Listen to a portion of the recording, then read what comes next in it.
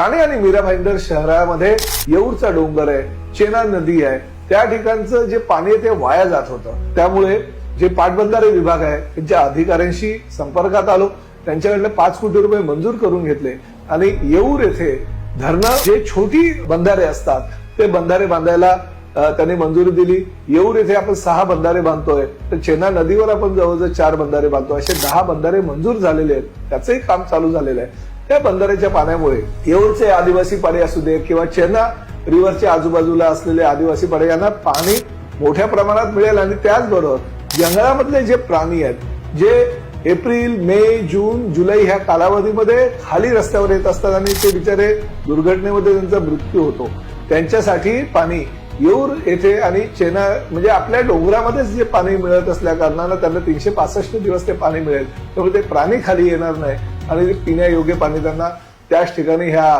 बंधाऱ्याच्या माध्यमातून मिळणार आहे. त्यामुळे पाण्याचा प्रश्न सोडवायला मी थोड्याफार प्रमाणात का होईना पण विहिरींमुळे आणि ह्या बंधाऱ्यांमुळे तो प्रश्न कायमचा मिटेल याची मला खात्री आहे.